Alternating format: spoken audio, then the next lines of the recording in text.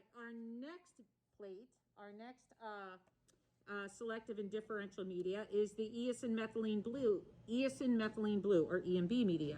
Now this media is used in environmental testing to look for the presence of environmental versus fecal coliforms.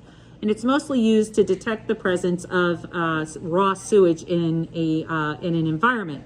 So we're kind of looking for E. coli in this one. It's kind of hard to see in this video here, but E. coli, when it grows on an EMB plate, will be kind of shiny. It'll have this kind of metallic green type of coloring to it, and over time it'll turn really dark. I thought I had another one here, but I don't.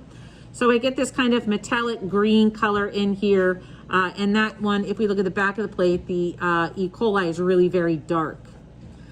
E. coli is a fecal coliform found in raw sewage. So if we see this dark or metallic green type color occurring in a water sample or some kind of environmental sample, that tells us that sewage contamination has occurred.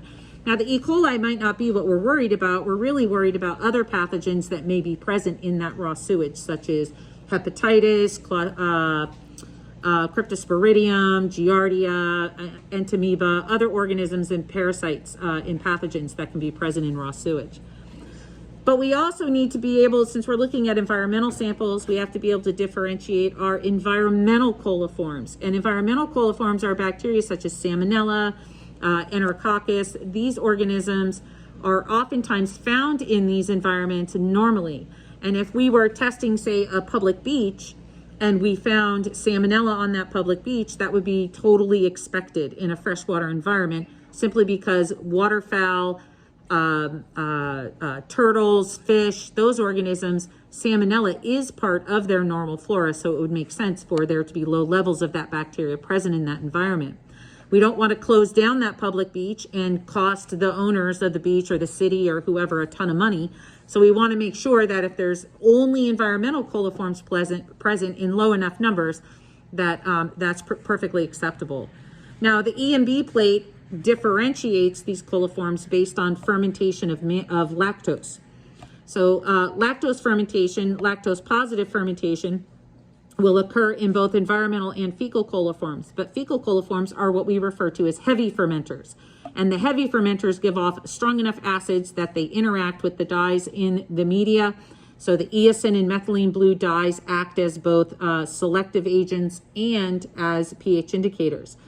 And the heavier and more intense the fermentation is, the greener and more metallic the E. coli will show up on the plate. Our slow fermenters are the environmental coliforms. They can ferment lactose, but not as intensely as E. coli. So they'll turn kind of a bubblegum pink or a lavender type color, kind of pastelish. Our non-coliforms, our non-coliform bacteria, if they're gram negative, they'll be able to grow on the plate, and they'll usually just take on the color of the media, this kind of burgundy wine type color that we see here. And then EMB is also a selective media, and the combination of eosin Y dye with methylene blue dye both inhibit cell wall formation in gram-negative and gram-positive bacteria. So gram-positive bacteria are selected against in the EMB agar. So our selective agents are eosin Y methylene blue dye. Our differential agent is lactose, and we differentiate between heavy, slow, and non-fermenters in order to differentiate also between environmental coliforms and fecal coliforms, trying to look for that raw sewage contamination.